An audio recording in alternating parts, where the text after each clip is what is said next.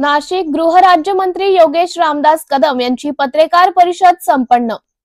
मुख्यमंत्री देवेंद्र फडणवीस यांनी सरकारच्या 100 दिवसाच्या विविध भागातील कामांचा आढावा घेण्याच्या धोरणाअंतर्गत आज आपण नाशिक दौऱ्यामध्ये पोलीस प्रशासनाची आढावा बैठक घेऊन कायदा सुव्यवस्थे प्रकरण आवश्यक त्या सूचना केल्या, अशी माहिती राज्य गृहमंत्री योगेश कदम यांनी नाशिक येथे आढावा बैठकीनंतर पत्रकार परिषदेमध्ये बोलताना सांगितले।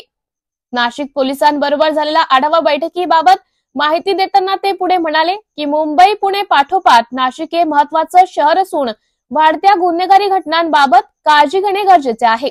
विविध गुन्ह्यांमध्ये बाल गुन्हेगारांचा वाढता प्रभाव सहभाग पाहता विविध पोलीस प्रशासनाने याबाबत विशेष मोहीम सुरू करणे गरजेचे असून त्याद्वारे गुन्हेगारी कृत्यांकडे वळणारी मुले अन्य क्रीडा व कला क्षेत्रांमध्ये वळतील। गुन्हेगारी घटनांमधील बाल गुन्हेगारांची वाढती संख्या पाहता गरज असेल तर बाल गुन्हेगारांची वयोमर्यादा कायद्याने कमी करण्याबाबत विचार करण्यात येईल। त्याचबरोबर नाशिक शहरामध्ये अगदी पदार्थ अर्थात ड्रग्ज विषयीचे गुन्हे वाढत असून त्याबाबत कडक धोरण अंमलबजावणी करण्याबाबत पोलिसांनी सूचना देण्यात आल्या आहेत।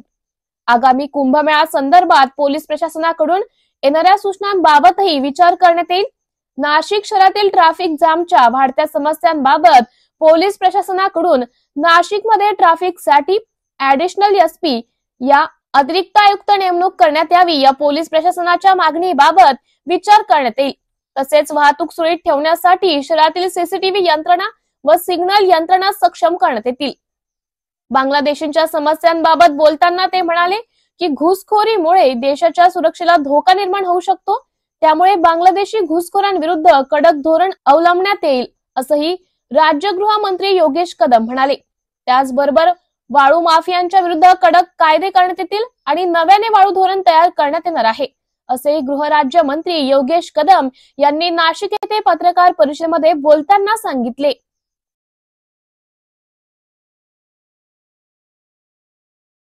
कायदा कुंभमेळ्याच्या बाबतीमध्ये आढावा बैठक घेतली होती पोलीस प्रशासनाची आणि ओव्हरऑल प्रशासकीय बाबींची। त्यांनी ज्या ज्या सूचना केलेल्या आहेत त्याची देखील अंमलबजावणी तर होईलच, परंतु त्यावेळेला पोलीस प्रशासनाकडनं शासनाकडे ज्या काही मागण्या केल्या आहेत इन्फ्रास्ट्रक्चरच्या बाबतीमध्ये त्याचा देखील एक पाठपुरावा म्हणून माझ्याकडनं केला जाईल। आणि कुंभमेळा हा तिथे कुंभमेळा पार पडत असताना इन्फ्रास्ट्रक्चर असेल किंवा कायदा कुंभमेळ्याच्या। नमस्कार नाशिककर, आज आपण आहोत ललित रुंठा ग्रुप यांच्या रुंठा फ्लोरेंजा या प्रोजेक्टला। तर हा प्रोजेक्ट आहे प्रीमियम लोकेशनला, म्हणजेच गोविंद नगर जवळ। या प्रोजेक्ट मध्ये आपण 20हून अशा लक्झरियस अमेनिटीज दिलेल्या आहेत, जसे की वॉकिंग ट्रॅक, मल्टीपर्पज हॉल आणि यासारख्या भरपूर अशा युनिक अमेनिटीज। चला तर मग बघूया आपण आपला सॅम्पल फ्लॅट। तर हा आहे आपला प्रशस्त असा लिव्हिंग रूम आणि याला आपण सुंदर अशी बाल्कनी दिलेली आहे। हा आहे आपला डायनिंग टेबल। तर हा आहे आपला किचन एरिया आणि आपण इथे किचन चॉपिंग काउंटर वेगळं दिलेलं आहे। इथे आपण दिलेले आहेत किचन ट्रॉलीज आणि स्टोरेज साठी आपण इकडे कॅबिनेट्स पण दिलेले आहे आणि प्लस आपण इथे युटिलिटी एरिया पण दिलेला आहे। हा आहे आपला चिल्ड्रन बेडरूम आणि याचं वैशिष्ट्य म्हणजे इथे आपण फोल्डेबल असा बेड दिलेला आहे। इथे आपण दिलेला आहे कॉमन वॉशरूम, ज्याला अटॅच आपण मिरर सुद्धा दिलेला आहे। हा आहे आपला मास्टर बेडरूम आणि ज्याला आपण अटॅच टॉयलेट आणि वॉशरूम दिलेला आहे। मग नाशिककर, कसा वाटला तुम्हाला आमचं सॅम्पल फ्लॅट? तुम्ही पण येताय ना आमचं सॅम्पल फ्लॅट बघायला?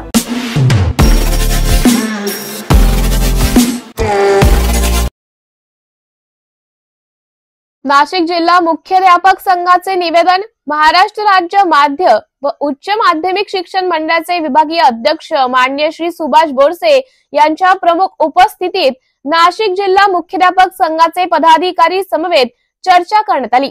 यात प्रामुख्याने सचिव एस.बी. देशमुख, उपाध्यक्ष Pradeep Sagale, Nagare BK., doctor Anil Mali, Bhaginath Ghotekar, Anil Khalkar, Vibhute AV., Narayane DR., Misal SR., Gaikwad DZ., Subhash Avhad, LD. Benke इत्यादी उपस्थित होते। कॉपीमुक्त अभियान अंतर्गत जाचक अटी व व्यवस्थापन बिघडवणारी तसेच अविश्वास दाखवणारी अट रद्द करण्यासाठी निवेदन देण्यात आले. 17 जानेवारी रोजी काढलेल्या कॉपीमुक्त अभियान नियमावलीत क्रमांक 15 या नियमात विचित्र अटींवर नाराजी व्यक्त करण्यात आली आहे. त्यातील केंद्र प्रमुखांपासून ते शिपयापर्यंत सर्व यंत्रणा सदर केंद्र व्यतिरिक्त अन्य केंद्रातील यंत्रणा राबवावी. याबाबत मुख्याध्यापक संघाने कार्यवाही करण्याबाबत अनेक अडचणी व समस्या निर्माण होऊ शकतात. विविध समस्याबाबत चर्चा करण्यात आली. भौतिक सुविधांबाबत केंद्राबाहेरील स्थिती नियंत्रण, शाळेची बदनामी, दिवसेंदिवस होत असलेले अनैतिक प्रकार तसेच अधिकाऱ्यांवर होणारे हल्ले याबाबत चर्चा करण्यात आली. सदर नियमावली ही फक्त ब्लॅकलिस्ट मधील केंद्रावरच राबवावी अशी ठाम भूमिका मुख्याध्यापक संघाने मांडली. शिक्षक व मुख्याध्यापकावर अविश्वास दाखवून परीक्षा यंत्रणा राबवू नये असं आवाहन केलं. अद्यापपर्यंत अल्पमान धरणात कर्तव्यपूर्ती मानून सर्व नियमांचे तंतोतंत पालन करून सकारात्मक कार्यवाही करून परीक्षा सुरळीत पार पाडण्यात आलेल्या आहे. याचाही मंडळाने विचार करावा व राज्य मंडळाकडे याबाबत कार्यवाही बाबत व रोषाबाबत कळवावे ही विनंती देखील करण्यात आली. माननीय डॉक्टर सुभाष बोरसे, महाराष्ट्र माध्यमिक व उच्च माध्यमिक विभागीय मंडळाचे अध्यक्ष यांनी आपल्या भावना व मागणी श्रेष्ठींकडे कळवण्यात येतील असे आश्वासन दिले.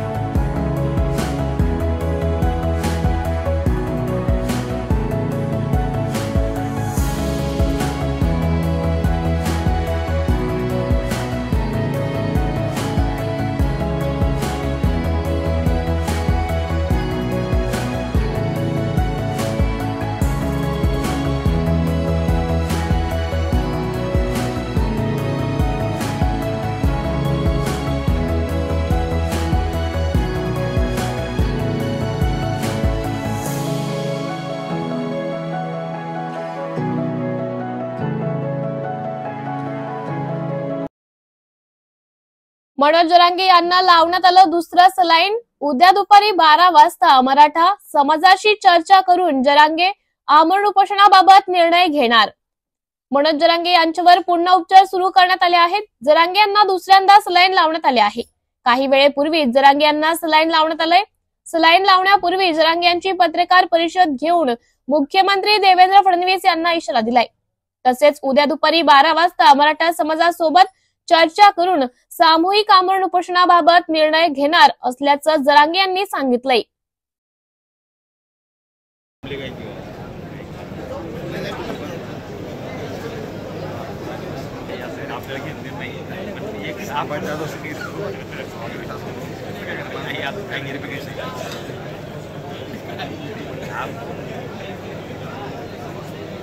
सर थोडंच मागे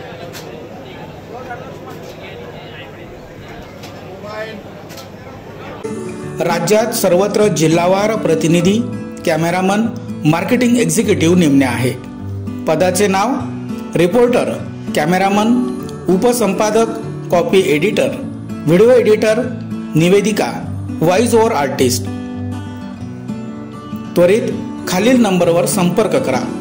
श्री भरत गोसावी, संचालक 98 227 85 037. श्री सतीश रुपवते, संचालक 83 297 62 302. श्री बंटी आढाव, संचालक 89 561 99 139.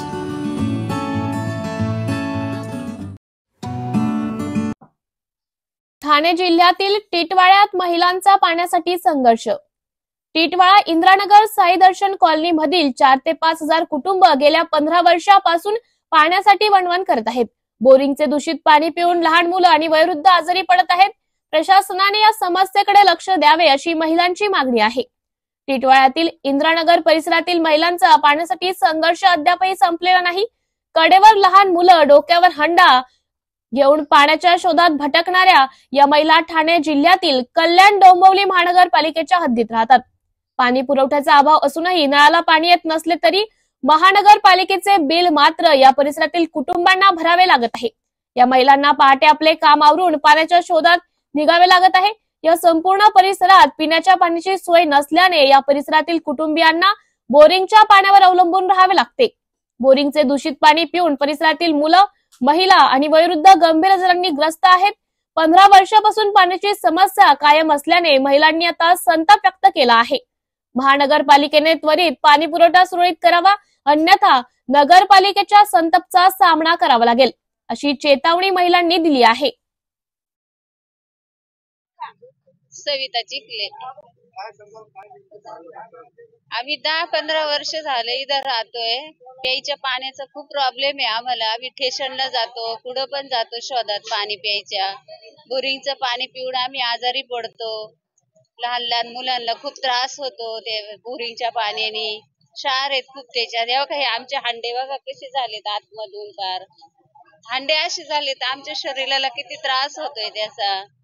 रस्ते नाही, काय नाही, सगळं प्रॉब्लेम आहे आम्हाला. पावसाळ्यात तर खूप त्रास होतो आम्हाला आणि आता तर खूप त्रास आहे. उन्हाळा चालू झाला ना, खूप त्रास आहे पाण्याचा आम्हाला. तेवढी विनंती आहे, आम्हाला पाणी द्या. किती वेळा येतात इथं हे करायला, न्यूज वाले येतात, सगळे येतात, पण पाण्याचा प्रश्न काही सोडतीच नाहीत अजिबात. दुर्गाराव. परिसरात राहतात, किती लोक या ठिकाणी असतात, किती वर्षापासून पाण्यासाठी तुम्हाला वनवन फिरायला लागतं? आज 12 ते 15 वर्ष होत आहे आम्हाला. आम्ही पाण्यासाठी इथे एवढ्या वर्षापासून नुसता हे आहो, आणि पाणी पण नाही, रोड पण नाही, लाईट पण नाही, सगळा प्रॉब्लेम इथेच. आणि मेन नेमकं काय होतं की आम्ही बोरिंगचं पाणी पिऊन एवढं आजारी पडतोय ना, मलेरिया काय काय असे आजार सगळे आमच्याच इकडे एवढे आजार आहेत. आणि बोरिंगचं पाणी एवढं घाण ना, पूर्ण क्षार पाण्यात इलाज नाही ना, बोरिंगचंच पाणी प्यावं लागतं आम्हाला. इथे तरी तुम्हाला 500 लोक भेटतील, म्हणजे चाळी आहेत. 500 जास्तच आहेत, पण माझ्या अंदाजाने मी 500 सांगते तुम्हाला.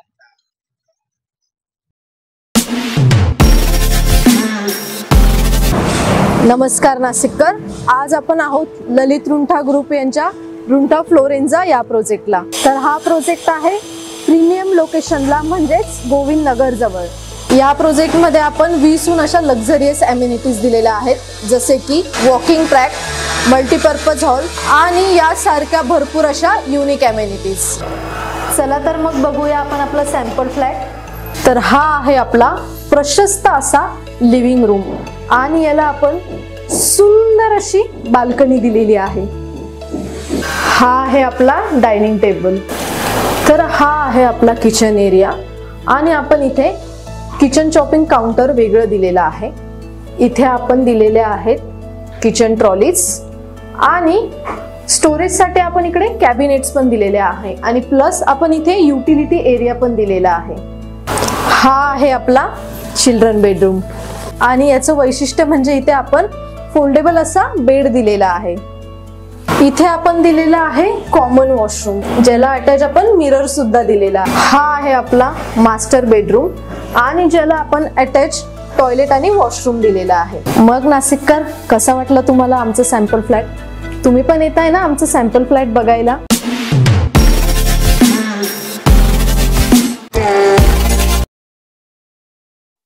शिवसेना ठाकरे गटाचे तालुका प्रमुख आणि शिंदे गटाचे तालुका प्रमुख एकत्र. शिवसेना ठाकरे गटाचे रत्नागिरीचे नूतन तालुका प्रमुख शेखर घोसाळे यांचं शिवसेना साळवी स्टॉप शाखा क्रमांक 1 या शाखेत जंगी स्वागत करण्यात आले. शिंदेच्या शिवसेनेत गेलेले माजी तालुका प्रमुख प्रदीप साळवी हेही बसतात या शाखेत बसतात. नव्याने शिंदे गटात सामील झालेले प्रदीप साळवी यांनीही शेखर घोसाळे यांचं स्वागत केलं, अभिनंदन केलं. त्यामुळे आता एका शाखेतून दोन्ही शिवसेनेचे नेते आपापल्या पक्षाचे कामकाज करणार आहेत. दोघांनी आपल्यात कोणताही वाद नसल्याचं स्पष्ट केलं आहे. त्यामुळे रत्नागिरीत आता शिवसेना 2 परंतु शाखा एकच असते असं चित्र दिसून येत आहे. महाराष्ट्र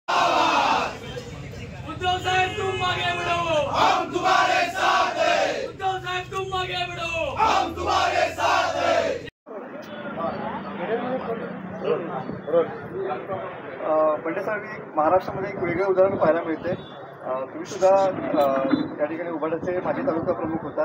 अशा वेळेला असं सुद्धा पक्षाचे मतभेद विसरून दोस्तीचा एक अनोखा पायंडा तुम्ही पाडलेला पाहायला मिळतोय. काय सांगाल? शुभेच्छासाठी तुम्ही गोसावी शुभेच्छासाठी आज इथे आला. मी कालही बोललो होतो, आजही तुमच्यासमोर बोलला की राजकारणाच्या पलीकडची जी दोस्ती आहे, दोस्ती जी ज्यावेळी व्यवस्थित असते तेव्हा राजकारण पण सगळं व्यवस्थित होतं. शेखर गोसावी जवळजवळ 30 वर्षापासूनचे माझे दोस्त आहेत. आज ते शिवसेनेचे तालुका प्रमुख झालेत. मी शिवसेनेचा माजी तालुका प्रमुख आहे.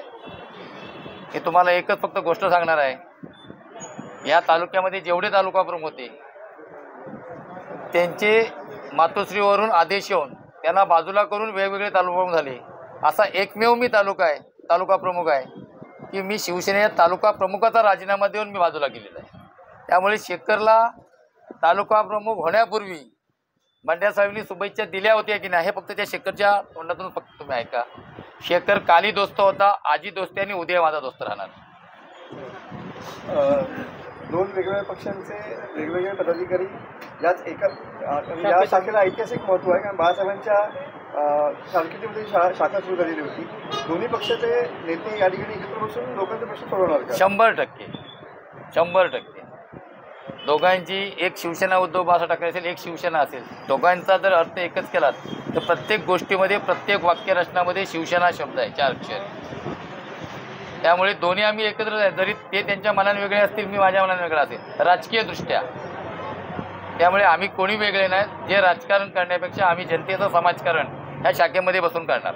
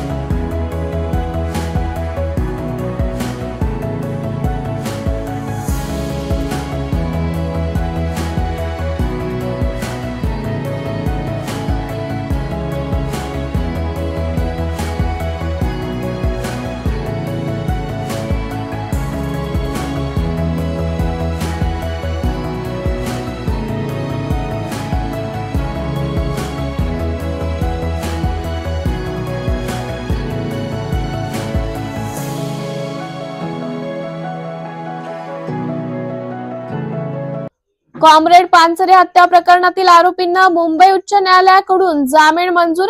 पानसरे कुटुंबियांची पहिली प्रतिक्रिया. एकूण 6 संशयित आरोपींना मंजूर झालाय जामीन. सर्वोच्च न्यायालयाच्या एका निकालाच्या आधारे जामीन मंजूर. वकिलांच्या सल्ल्यानंतर या विरोधात कुटुंबीय सर्वोच्च न्यायालयाकडे मागणार दाद.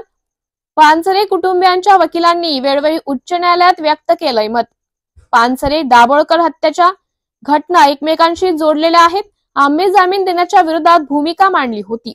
उच्च न्यायालयाच्या निकालाचा स्वीकार, मात्र वकिलांशी चर्चा करून सर्वोच्च न्यायालयात जाण्याचा निर्णय घेऊ. ही घटना घडल्यापासून याला तपासाला दिशा नव्हती. या प्रकरणी लोक अनेक पक्ष रस्त्यावर उतरल्यानंतर तपासाला वेग मिळाला. गेली 9.5 वर्ष उच्च न्यायालयात या घटनेवर देखरेख करत होतं. काही वर्षापूर्वीच देखरेखीची याचिका रद्द केली आहे. हा खटला लवकरच निकालात काढण्याची अपेक्षा उच्च न्यायालयाने व्यक्त केली आहे. याप्रमाणे नियमित तारखा लागून हा खटला लवकरात लवकर निकालात लागेल. 20 फेब्रुवारीला कॉम्रेड पानसरेला जाऊन पूर्ण 10 वर्ष होत आहे. सुरुवातीपासून अनेक वेळा छोट्या मोठ्या गोष्टींसाठी संघर्ष करावा लागलेला आहे. उच्च न्यायालयाने सांगून देखील तपास अधिकारी बदलले गेले. यासाठी तपासाबद्दल असमाधान असल्याचा तपास यंत्रणाच बदलावी लागली. राजकीय इच्छाशक्ती असेल तर निकाल लागतात, मात्र या प्रकरणात दुर्दैवाने निकाल लागलेला नाही. या तपासात लक्ष घालून फरार गुन्हेगारांना ताबडतोब पकडण्यात यावं अशी शासनाला विनंती. 20 फेब्रुवारीला कॉम्रेड पानसरे जाऊन 10 वर्ष पूर्ण होत आहे आणि मला असं वाटतं की संपूर्ण महाराष्ट्राला आणि देशातल्या अनेक संवेदनशील लोकांना हे माहिती आहे की हा खटला किती काळ रखडलेला आहे. सुरुवातीपासून अनेक वेळा छोट्या छोट्या गोष्टींसाठी संघर्ष करावे लागलेले. उच्च न्यायालयाने सांगून सुद्धा तपास अधिकारी बदलले गेले.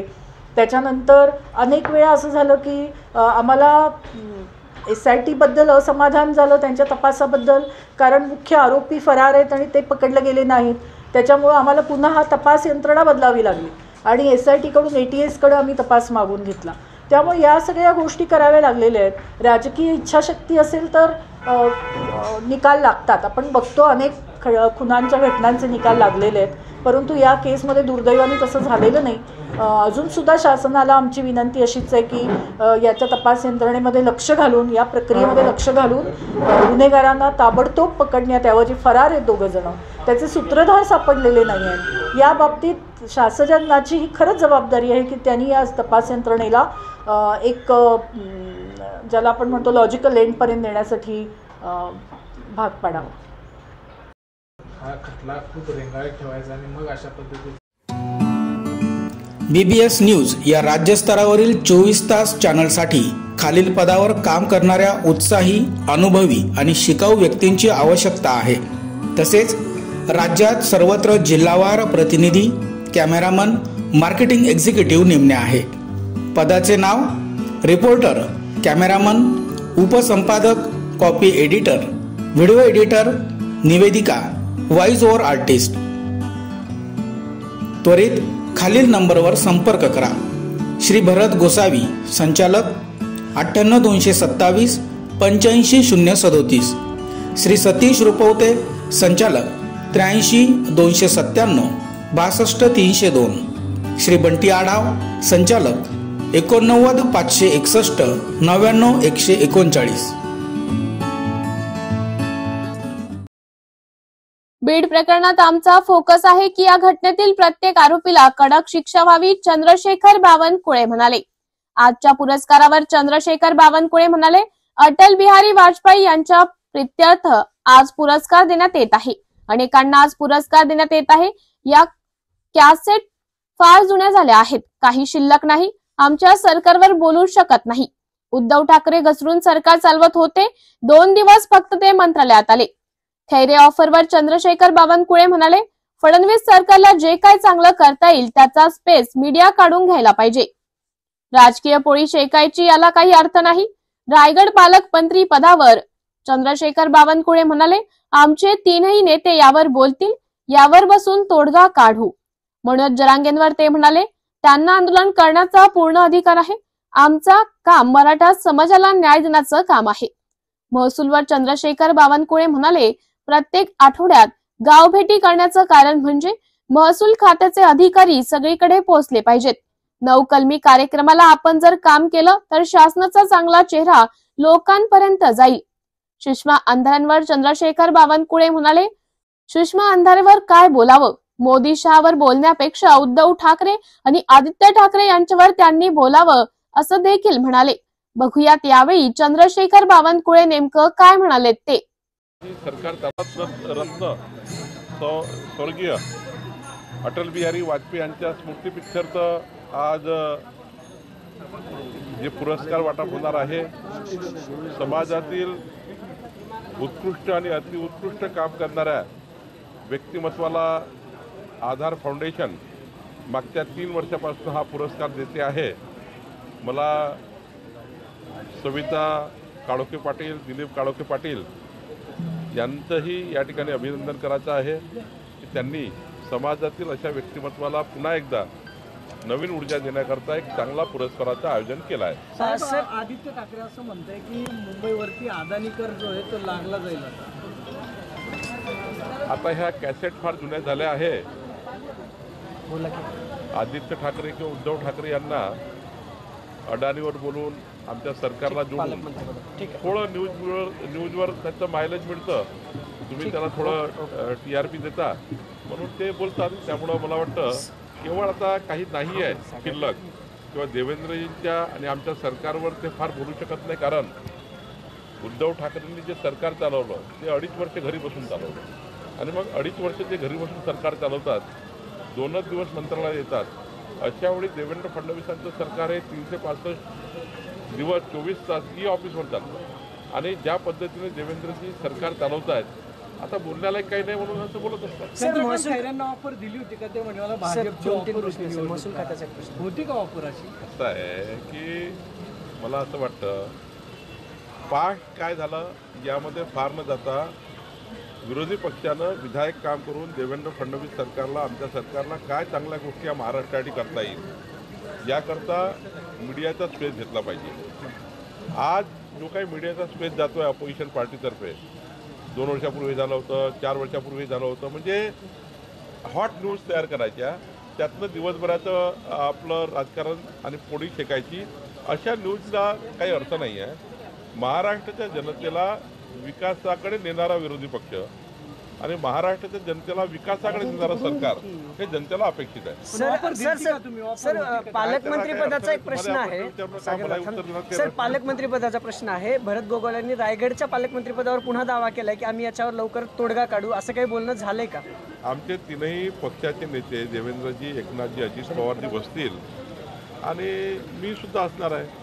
त्यामुळं अजून काही या विषयावर चर्चा झाली नाही. ज्या दिवशीपासून हा विषय थांबला गेला तो थांबलाच आहे. निश्चितपणे आम्ही लवकरच बसून यावर तोडगा काढू. जरांगे पाटलांचं आंदोलन सुरू आहे, तब्येत खालावल्याची माहिती कळते. जरांगे पाटलांचं आंदोलन सुरू आहे, तब्येत खालावल्याची माहिती कळते. आता जरांगे पाटलांचं जे आंदोलन आहे त्यावर मी परवाही बोललो की त्यांना आंदोलन करण्याचा पूर्ण अधिकार आहे. सामाजिक आंदोलन आहे. आमच्या सरकारने यापूर्वीही 14 ते 19 आणि मधल्या काळात एकनाथ शिंदे सरकारने खूप मराठा समाजाला न्याय देण्याचा प्रयत्न केला आहे. आताही आमचं सरकार प्रयत्न करत आहे आणि अपेक्षित सर्वच काही आंदोलनात मिळत नसतं. आंदोलनाचा मूळ गाभा असतो समाजाला न्याय मिळण्याचा, मराठा समाजाला न्याय मिळण्याचा. तर आमचं मराठा समाजाला न्याय देण्याचं काम चालूच आहे आणि सर्वात जास्त काम आमच्या सरकारनं झालं आहे. पालकमंत्री पदावरून शिवसेनेचे नेते महसूल खात्या संदर्भात एक प्रश्न आहे. तुम्ही जिल्हाधिकारी आणि जे कलेक्टर किंवा इतर तहसीलदार आहेत त्यांना आदेश काढलेत, काय ते आदेश आहेत आणि कसं त्याचं मॅनेजमेंट होणार आहे? महाराष्ट्राच्या 14 कोटी जनतेपर्यंत महसूल खात्याचे अधिकारी हे पोहोचले पाहिजे. कारण सर्वात मोठी सेवा देणारं महसूल खातं आहे आणि महसूल खात्याच्या माध्यमातून 2 दिवस प्रांत, 2 दिवस तहसीलदार, 1 दिवस जिल्हाधिकारी, 9 कलमी कार्यक्रमावर जर आपण प्रवास केले तर मला वाटतं एक चांगला शासनाचा चेहरा आणि शासनाकडे प्रलंबित कामं कलेक्टरेटला आणि प्रांताला खेटा मारून लोक तपासले आहेत. त्यामुळं हे कंटाळलेले आहेत. त्यामुळं हे कंटाळलेली जनता जी आहे आमच्या खात्याला, ती कंटाळलेली जनतेला गावामध्ये आणि आमच्या स्टेज शिवारामध्ये जाऊन न्याय मिळेल. आमच्या खालचे अधिकारी जे आहेत तलाट्यापासून सर्व हे या ठिकाणी अलर्ट मोडवर येतील आणि आमच्या महसुली प्रशासना माध्यमातून आमच्या समाजाला, राज्याच्या जनतेला हे न्याय मिळण्याकरता केलेलं महत्त्वाचं पाऊल आहे. नमस्कार नाशिककर. आज आपण आहोत ललित रुंठा ग्रुप यांच्या रुंठा फ्लोरेन्झा या प्रोजेक्टला. तर हा प्रोजेक्ट आहे प्रीमियम लोकेशनला, म्हणजेच गोविंद नगर जवळ. या प्रोजेक्टमध्ये आपण 20हून अशा लक्झरियस ॲम्युनिटीज दिलेल्या आहेत, जसे की वॉकिंग ट्रॅक, मल्टीपर्पज हॉल आणि यासारख्या भरपूर अशा युनिक ॲम्युनिटीज. चला तर मग बघूया आपण आपला सॅम्पल फ्लॅट. तर हा आहे आपला प्रशस्त असा लिव्हिंग रूम आणि याला आपण सुंदर अशी बाल्कनी दिलेली आहे. हा आहे आपला डायनिंग टेबल. तर हा आहे आपला किचन एरिया आणि आपण इथे किचन चॉपिंग काउंटर वेगळं दिलेलं आहे. इथे आपण दिलेले आहेत किचन ट्रॉलीज आणि स्टोरेजसाठी आपण इकडे कॅबिनेट्स पण दिलेले आहे आणि प्लस आपण इथे युटिलिटी एरिया पण दिलेला आहे. हा आहे आपला चिल्ड्रन बेडरूम आणि याचं वैशिष्ट्य म्हणजे इथे आपण फोल्डेबल असा बेड दिलेला आहे. इथे आपण दिलेला आहे कॉमन वॉशरूम, ज्याला अटॅच आपण मिरर सुद्धा दिलेला आहे. हा आहे आपला मास्टर बेडरूम आणि ज्याला आपण अटॅच टॉयलेट आणि वॉशरूम दिलेला आहे. मग नाशिककर, कसा वाटला तुम्हाला आमचं सॅम्पल फ्लॅट? तुम्ही पण येताय ना आमचं सॅम्पल फ्लॅट बघायला?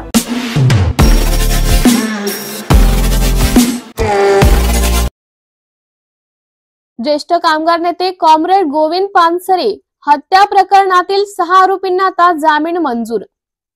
ज्येष्ठ कामगार नेते कॉम्रेड गोविंद पानसरे हत्या प्रकरणातील 6 आरोपींना आता जामीन मंजूर झालाय. या प्रकरणातील आरोपींना मुंबई उच्च न्यायालयाकडून जामीन मंजूर करण्यात आला आहे। या खटल्याचे विशेष सरकारी वकील ॲडव्होकेट शिवाजीराव राणे यांनी उच्च न्यायालयाने दिलेल्या निकालाची प्रत हातात आल्यानंतर वरिष्ठांशी बोलून याबाबत निर्णय घेऊ अशी प्रतिक्रिया दिली। तर या खटल्यामध्ये षडयंत्र असल्याचा उल्लेख वारंवार झाला। मात्र या खटल्यातील 6 आरोपींना जामीन मंजूर करताना षडयंत्र रचल्याची थिअरी उच्च न्यायालयानेच मोडीत काढली असल्याचं मत आरोपीचे वकील ॲडव्होकेट वीरेंद्र इचलकरंजीकर यांनी मत व्यक्त केलं। आज एका बाजूला डिस्ट्रिक्ट कोर्टात रेग्युलर सुनावणी पानसरे खटल्यासंदर्भात सुरू होती, मात्र दुसरीकडे उच्च न्यायालयानं प्रमुख संशयित आरोपांचे जामीन अर्ज मंजूर केलेले आहेत, त्यांना जामीन दिले। बरोबर आहे। आज या केसमध्ये फिर्यादीची साक्ष चालू झालेली आहे। मागच्या तारखेपासून सरतपास पूर्ण झालेला होता। आरोपींच्या वकिलांचा उलट तपास चालू आहे। आज सुद्धा तो पूर्ण झालेला नाही। त्याची पुढची तारीख 12 नेमलेली आहे। आताच आम्हाला सुद्धा माहिती मिळाली की त्यापैकी 6 आरोपींचा नामदार उच्च न्यायालय मुंबई येथे जामीन मंजूर झालेला आहे। अद्याप आमच्याकडे त्या आदेशाची प्रत मिळालेली नाही। त्या आदेशाची प्रत मिळाल्यानंतर पुढे काय करायचं त्या ऑर्डरच्या बाबत त्याबद्दल वरिष्ठ अशी पोलीस अधिकारी असतील किंवा आमचे मुंबई हायकोर्टचे कोण वकील आहेत विशेष सरकारी वकील त्यांनी काम चालवले, त्यांच्याबरोबर चर्चा करून त्याबद्दल पुढील निर्णय त्याबद्दल घेण्यात येईल।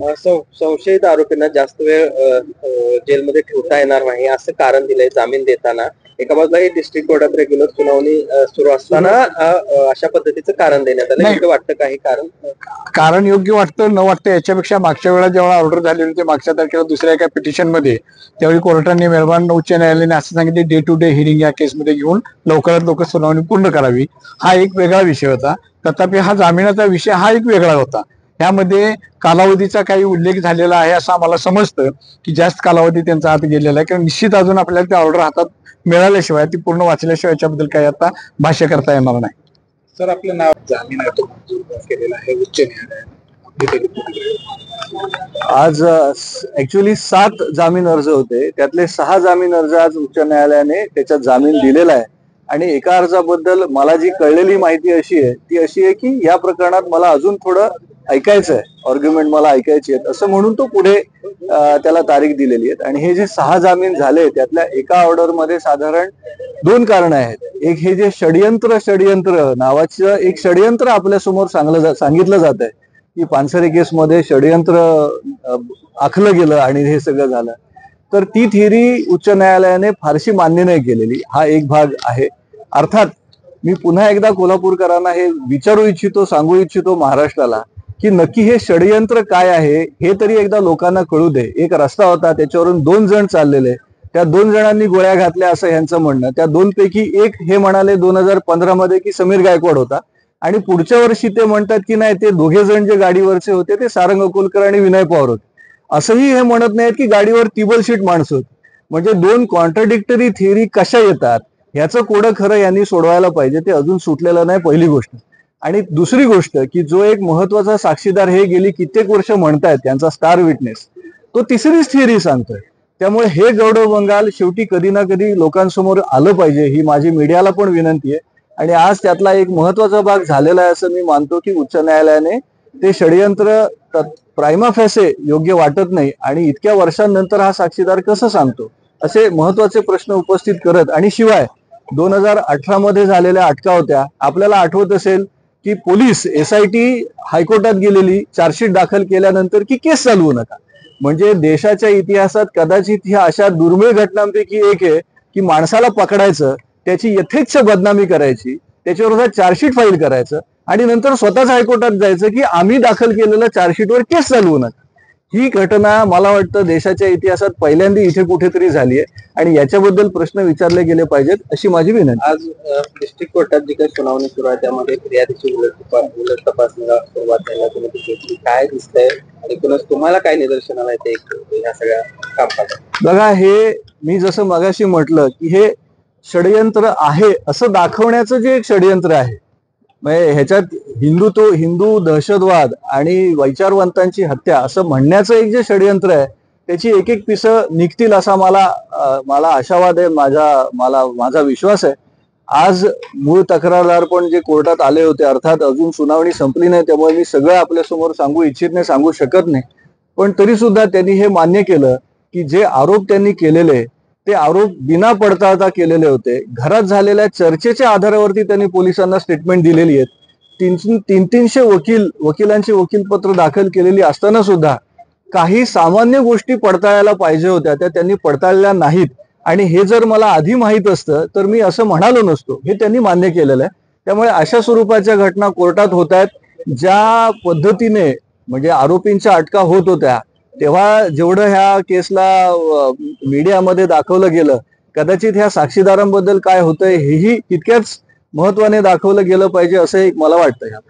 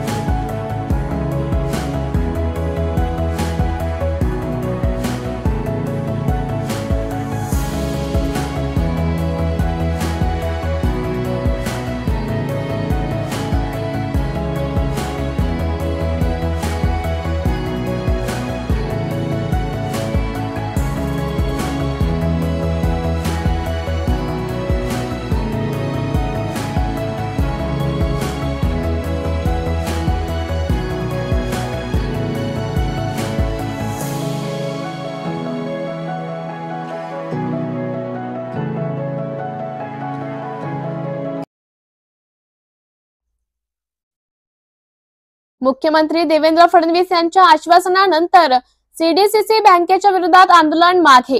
चंद्रपूर जिल्हा मध्यवर्ती बँकेच्या पदावरती प्रक्रियेत आरक्षण डावल्याने आरक्षण बचाव कृती संघर्ष समितीमध्ये मध्यवर्ती बँकेसमोर आंदोलन सुरू केले. 26 जानेवारी पासून समितीचे सदस्य मनोज पोतराजे यांनी आमरण उपोषणाला सुरुवात केली होती. आंदोलन मंडपाला अनेक आमदारांनी भेटी दिली, मात्र ठोस कारवाई झाली नाही. अखेर माजी मंत्री मुनगट्टीवार यांनी या प्रकरणी हस्तक्षेप करीत बँकेने आरक्षण डावलत संविधानाचा अपमान केला आहे, आम्ही ते खपवून घेणार नाही म्हणत उपोषणकर्त्यांच्या मी पाठीशी आहे अशी ग्वाही दिली. सुधीर मुनगट्टीवार यांनी याबाबत समिती सदस्यांसोबत मुंबई गाठत मुख्यमंत्री फडणवीस यांची भेट घेत त्यांना बँकेतर्फे भरती प्रक्रियेत केलेल्या घोटाळ्याची माहिती दिली. आरक्षण संपवण्याची कृती राज्यात चालणार नाही, यावर कारवाई करू असे आश्वासन मुख्यमंत्री यांनी यावेळी दिली. 29 जानेवारीला मुख्यमंत्री देवेंद्र फडणवीस यांनी आंदोलनकर्त्यांना दूरध्वनीद्वारे संपर्क साधत त्यांना उपोषण मागे घेण्याची विनंती केली. बँकेच्या भरती प्रक्रियेवर आपण कारवाई करू असे आश्वासन मुख्यमंत्री फडणवीस यांनी दिल्यावर माजी मंत्री आमदार सुधीर मुनगट्टीवार यांनी मनोज पोतराजे व रमेश काळबांदे यांना निंबू पाणी पाजत उपोषण मागे घेतले. उपोषणकर्ते मनोज पोतराजे व त्यांच्या सहकारी यांना माननीय मुख्यमंत्री महोदयांनी फोनद्वारा उपोषण मागे घेण्याची विनंती केली व यासोबतच या संदर्भातली कारवाई चौकशी ही पूर्ण करण्याचं आश्वासन दिलं आहे आणि यासाठी आज त्यांनी उपोषण मागे घेतलं. माननीय मुख्यमंत्र्यांवर विश्वास व्यक्त केला.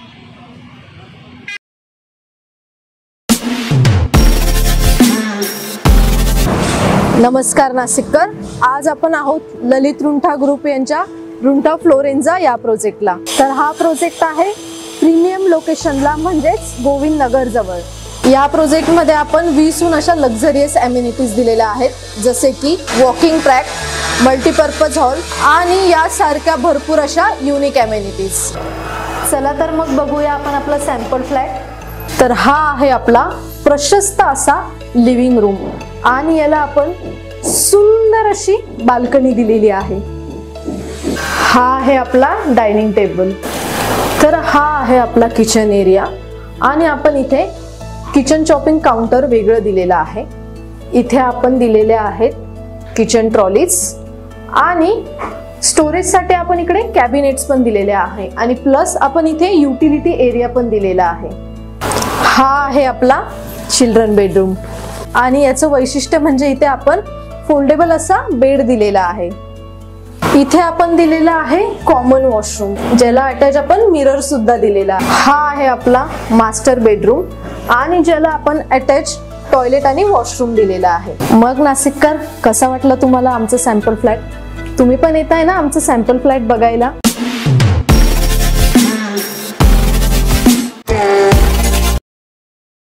खासदार सुप्रिया सुळे आज पुणे दौऱ्यावर. पुण्यात जीबीएसचे थैमान. सुप्रिया सुळे यांच्याकडून नांदेड गावातील विहिरीची पाहणी. सुप्रिया सुळे यांनी यावेळी गावकऱ्यांशी संवाद साधला. सिंहगड रस्ता परिसरात जीबीएसचे सर्वाधिक रुग्ण सापडले आहेत. काल केंद्रातील पथके यांनी विहिरीची पाहणी केली. 7 तज्ञांचं पथक पुण्यात दाखल झालं होतं.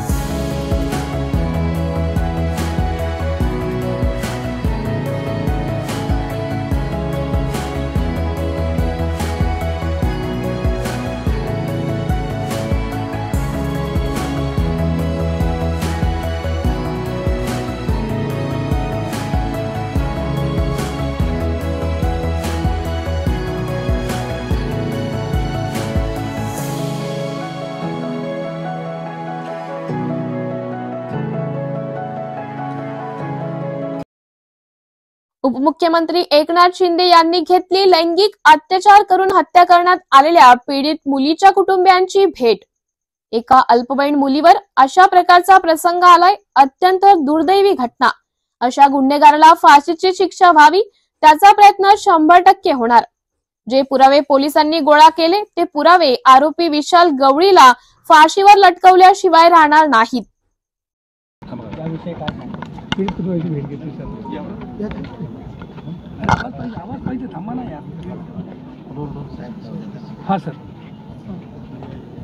अतिशय दुर्दैवी आणि निर्गुण घटना. एका छोट्या अल्पवयीन मुलीवर अशा प्रकारचा दुर्दैवी प्रसंग आला आणि ज्याने सर्वसामान्य कुटुंब आहे, गरीब कुटुंब आहे आणि अशा कुटुंबावर मोठा आघात आहे. आणि म्हणून ज्यांनी जो गुन्हेगार आहे काय गवळी, आणि ही केस फास्ट ट्रॅकवर चालेल. उज्ज्वल निकम साहेबांची देखील मी स्वतः बोललो आहे. आणि अशा गुन्हेगाराला हा हॅबिच्युअल आहे आणि एका अल्पवयीन मुलीचा अत्याचार करून खून करणं, हलाल करून, ही माणुसकीला काळीमा फासणारी घटना आहे. आणि अशा क्रूर कर्म्याला जिवंत राहण्याचा अधिकार नाही. आणि म्हणून पूर्ण शासनाच्या माध्यमातून, पोलीस डिपार्टमेंटच्या माध्यमातून न्यायालयाकडे अशा गुन्हेगाराला फाशीची शिक्षा व्हावी अशी मागणी आणि तसा प्रयत्न आणि तशा 100% होणार. आणि पुरावे देखील तपास जो पोलिसांनी केला आहे एवढ्या जलद गतीने, आणि जे पुरावे देखील त्यांनी या केसमध्ये गोळा केले, हे पुरावे त्याला फाशीवर लटकवल्याशिवाय राहणार नाही. BBS न्यूज या राज्यस्तरावरील 24 तास चॅनलसाठी खालील पदावर काम करणाऱ्या उत्साही, अनुभवी आणि शिकाऊ व्यक्तींची आवश्यकता आहे. तसेच राज्यात सर्वत्र जिल्हावार प्रतिनिधी, कॅमेरामन, मार्केटिंग एक्झिक्युटिव्ह नेमणे आहे.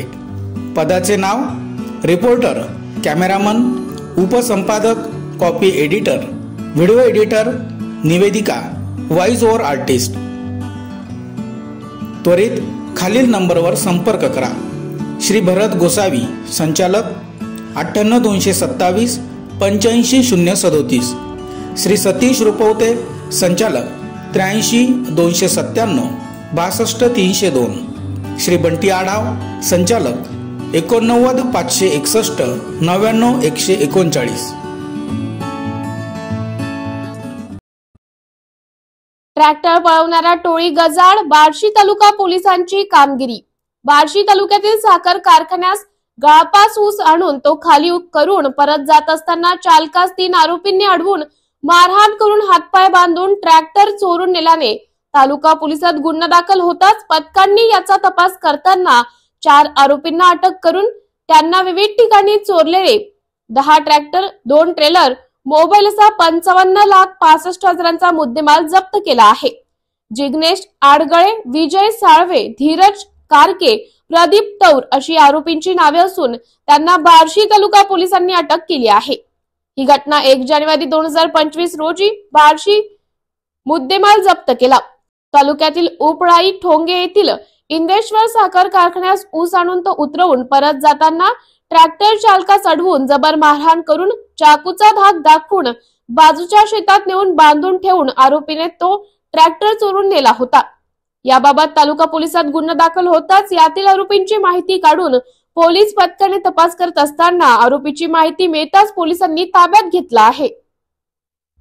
इथे ट्रॅक्टर मध्ये ऊस घेऊन गेले असता ऊस खाली केल्यानंतर येताना त्यांना आदल्या 3 इसमांनी चाकू आणि याचा धाक दाखवून मारहाण करून त्यांच्याकडून एक ट्रॅक्टर आणि ट्रॉली घेऊन आरोपी फरार झाले होते. जसे पोलीस स्टेशनला तक्रार प्राप्त झाली असता वरिष्ठांना माहिती दिली. पोलीस अधीक्षक श्री अतुल कुलकर्णी सर तसेच अपर पोलीस अधीक्षक प्रीतम यावलकर सर यांना माहिती दिल्यास कळवली व त्यांच्याकडून लगेच आपण तपासाचे चक्र चालू केले.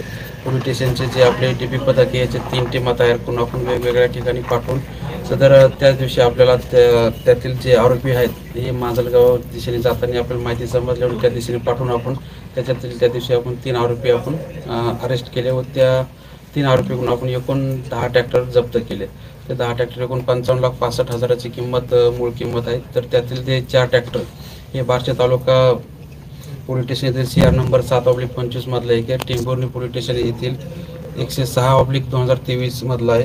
एक ट्रॅक्टर अंबेजोगाई ग्रामीण पोलीस स्टेशन येथील 25/22 मधील आहे व एक ट्रॅक्टर मुदळ PS बागलकोट जिल्हा कर्नाटक येथील पोलीस स्टेशन 97/22 येथील हे 4 ट्रॅक्टरची फिर्याद दाखल आहे. इतर 6 ट्रॅक्टरची आपण माहिती गोळा करत आहोत.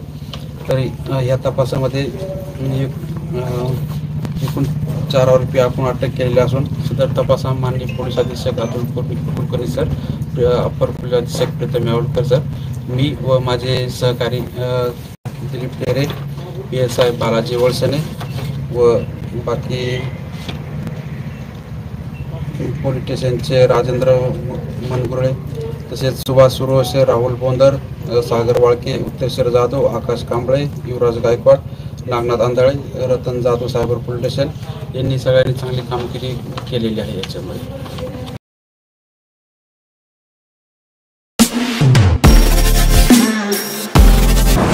नमस्कार नाशिककर, आज आपण आहोत ललित रुंठा ग्रुप यांच्या रुंठा फ्लोरेन्झा या प्रोजेक्टला. तर हा प्रोजेक्ट आहे प्रीमियम लोकेशनला म्हणजेच गोविंद नगर जवळ. या प्रोजेक्टमध्ये आपण 20हून अशा लक्झरियस अमेनिटीज दिलेल्या आहेत, जसे की वॉकिंग ट्रॅक, मल्टीपर्पज हॉल आणि यासारख्या भरपूर अशा युनिक अमेनिटीज. चला तर मग बघूया आपण आपला सॅम्पल फ्लॅट. तर हा आहे आपला प्रशस्त असा लिव्हिंग रूम आणि याला आपण सुंदर अशी बाल्कनी दिलेली आहे. हा आहे आपला डायनिंग टेबल. तर हा आहे आपला किचन एरिया आणि आपण इथे किचन चॉपिंग काउंटर वेगळं दिलेलं आहे. इथे आपण दिलेले आहेत किचन ट्रॉलीज आणि स्टोरेजसाठी आपण इकडे कॅबिनेट्स पण दिलेले आहे आणि प्लस आपण इथे युटिलिटी एरिया पण दिलेला आहे. हा आहे आपला चिल्ड्रन बेडरूम आणि याचं वैशिष्ट्य म्हणजे इथे आपण फोल्डेबल असा बेड दिलेला आहे. इथे आपण दिलेला आहे कॉमन वॉशरूम, ज्याला अटॅच आपण मिरर सुद्धा दिलेला आहे. हा आहे आपला मास्टर बेडरूम आणि ज्याला आपण अटॅच टॉयलेट आणि वॉशरूम दिलेला आहे. मग नाशिककर, कसा वाटलं तुम्हाला आमचं सॅम्पल फ्लॅट? तुम्ही पण येत आहे ना आमचं सॅम्पल फ्लॅट बघायला?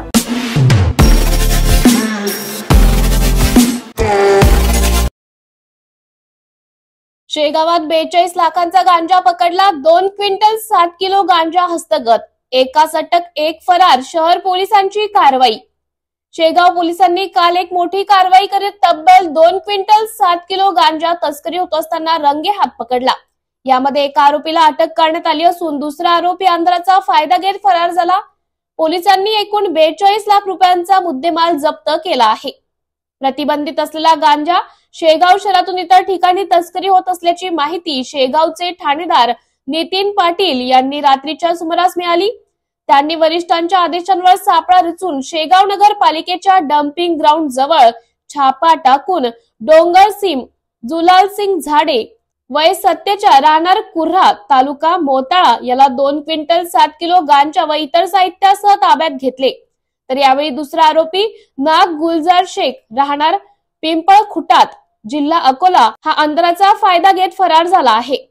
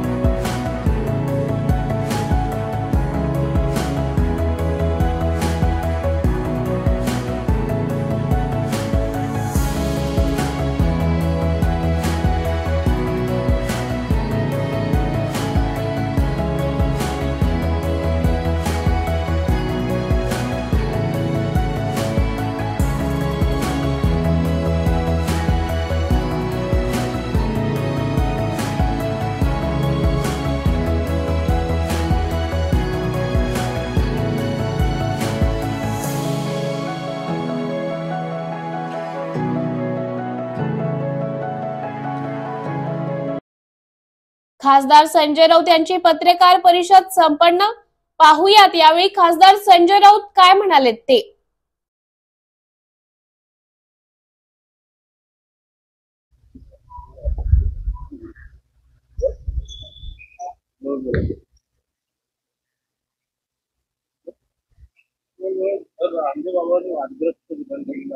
दुसरा काय विषय आहे का? सगळ्यात पहिलं की प्रयागराजमध्ये कुंभमेळ्यातल्या मृतांचा आकडा वाढलेला आहे। काल जवळपास 10-12 आहेत आणि एकूणचे फेल्युअर किती आहे, किती गंभीर आहे हेही समोर आलेलं आहे। 144 वर्षांनी येणारा हा एक योग, पवित्र योग आहे आणि जे श्रद्धाळू आहेत हिंदू धर्मात आपल्या, ते कालच्या जो एक अमृत योग आहे त्या क्षणी जे स्नान करायचं असतो तो एक पवित्र योग असतो आणि त्यासाठी त्या दिवशी प्रचंड गर्दी झाली। ही गर्दी होणार हे प्रशासनाला, सरकारला माहित होतं, पण रोज 20 कोटी येणार, 10 कोटी येणार, 3 कोटी येणार असे आकडे करून कुंभमेळ्याचं एक प्रकारे राजकीय मार्केटिंग सुरू होतं। त्यात भारतीय जनता पक्षाची व्हीव्हीआयपी, भारतीय जनता पक्षाची व्हीव्हीआयपी अशा वेळेला राजकीय व्हीव्हीआयपीनी दूर राहिलं पाहिजे।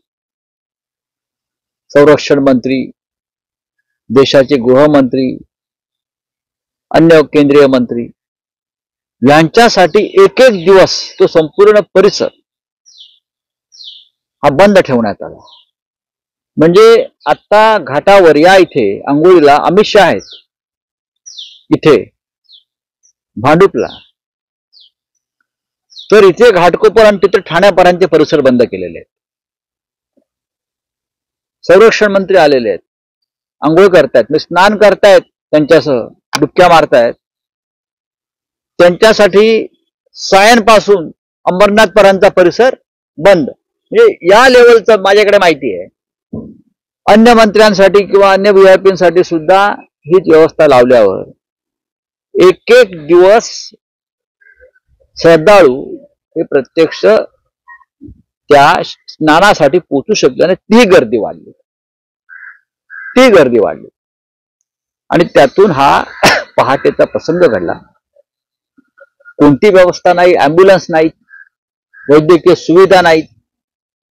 तिकडले काही महामंडलेश्वर सांगत होते ते आर्मीच्या ताब्यात द्यायला पाहिजे, पण तिथे राजकीय व्यवस्था करण्याचा प्रयत्न झाल्यामुळे मृतांची संख्या वाढली. अनेकदा अशा गर्दीमध्ये चेंगराचेंगरी होते, झालेले आहेत. पण ज्या पद्धतीनं भारतीय जनता पक्ष आणि त्यांचं सरकार या संपूर्ण सोहळ्याचं राजकीय प्रचारासाठी मार्केटिंग करत होते, तो प्रकार घृणास्पद होता आणि आहे. दुर्दैवानं अनेक लोक यात मृत्यू पावले. आधी 10, मग 30-35, पण हा आकडा त्याहीपेक्षा जास्त असावा असं प्रत्यक्षदर्शी सांगतात. जखमींची मोजदाद अद्याप झालेली नाही आणि असंख्य लोक बेपत्ता आहेत. अनेक महिला बेपत्ता आहेत. याला जबाबदार कोण आहे? याला जबाबदार केंद्र सरकार, याला जबाबदार उत्तर प्रदेशचं योगी सरकार. 10,000 कोटी रुपये या कुंभमेळ्यासाठी याचं बजेट झालं, पण सांगितलं जातं 1,000 कोटीच्या वर खर्च झालेला नाही प्रत्यक्षात. म्हणजे कुंभमेळ्यामध्ये साधारण 8,000 ते 9,000 कोटीचा हिशोब लागणारच नाही. आता तिथे किरीट सोमय्यांना आम्हाला पाठवायचं आहे. किरीट सोमय्या जे आहेत भाजपचे चार्टर्ड अकाउंटंट सरकारचे, मोदी, शहा आणि ईडीचे, त्यांनी तिथे जायला पाहिजे प्रत्यक्ष. आणि 10,000 कोटीचा कुंभमेळा 1,000 कोटीमध्ये कसा आटपला, 9,000 कोटी कोणाच्या खात्यावरती गेले, कोणत्या संस्था, कोणत्या संघटना, कोण राजकारण, याचा त्यांनी सखोल अभ्यास करून त्याचा अहवाल ईडीला द्यायला पाहिजे. महाराष्ट्रातले काही लोक तिथे होते, त्यांचा आक्रोश आपण काल पाहिला असेल की कशा प्रकारे अव्यवस्था होती, कशा प्रकारे लोकांना तुडवलं गेलं, कशा प्रकारे या घटनेनंतर, या अपघातानंतर सुद्धा दुर्लक्ष झालं. हे महाराष्ट्रातल्या असंख्य भाविकांनी काल वृत्तवाहिन्यांवर येऊन सांगितलं, ते पण प्रयागराजमध्ये. आणि तो अत्यंत गंभीर विषय आहे. योगी असतील, मोदी असतील, अमित शहा असतील, या सगळ्यांनी याची जबाबदारी घेतली पाहिजे. आणि जे 100 लोक मृत झाले आहेत, तो सदोष मनुष्यवधाचा गुन्हा ते कोणावर दाखल करणार आहेत याचं आम्हाला उत्तर मिळालं पाहिजे. आणखी महाराष्ट्रातल्या राजकारणाचा विषय आहे. मनाने एकमेकांपासून तुटलेले शिवसेना, युपीटी आणि भाजप पुन्हा एकदा जवळ येताना पाहायला मिळते. मनोमिलन होणार का? कारण काल एक प्रसंग असा होता की एका लग्न सोहळ्यात उद्धव ठाकरे आणि चंद्रकांत पाटील एकमेकांसमोर आले, काही कुजबूज झाली आणि चंद्रकांत पाटील असं म्हणतायत की शिवसेना भाजप युती होईल, तो माझ्यासाठी सगळ्यात सुवर्ण क्षण असेल. चंद्रकांत पाटील हे आमचे सगळ्यांचे मित्र आहेत. चंद्रकांत दादा पाटील हे शिवसेना भाजप युतीचे पहिल्यापासून समर्थक राहिलेले आहे, ते मला माहिती आहे. विशेषतः शिवसेना भाजप युतीच्या संदर्भात जी जुनी पिढी होती, ज्याने एकत्र काम केलंय आमच्यासारखे, त्याच्यामध्ये चंद्रकांत दादांसारखे नेते होते. कदाचित आता जे भाजपात हौशे नवशे गवशे आलेले आहेत बाहेरून, त्यांना 25 वर्षातल्या आमच्या युतीचं महत्व कळणार नाही. आता जे आले आहेत हौशे नवशे गवशे सगळे, त्यांचा ना भाजपशी संबंध ना हिंदुत्वाशी संबंध. पण चंद्रकांत दादा पाटलांच्या भावना या अनेकांच्या भावना आहेत त्या पक्षामध्ये, हे पण तुम्हाला मी सांगतो. कारण आम्ही एकत्र 25 वर्ष अत्यंत उत्तम रीतीने काम केलं. नरेंद्र मोदी यांच्यासोबत आम्ही चांगल्या पद्धतीने काम केलं. पण सगळ्यांना माहिती आहे की दिल्लीमध्ये अमित शहांचा उदय झाल्यावर शिवसेना भाजपमध्ये उतुष्ट आली. हे दुर्दैवानं सांगायचं वाटतंय. मी चंद्रकांत दादा पाटील यांनी ज्या भावना व्यक्त केलेल्या आहेत त्याबद्दल आम्ही त्यांचे आभारी आहोत. BBS न्यूज या राज्यस्तरावरील 24 तास चॅनलसाठी खालील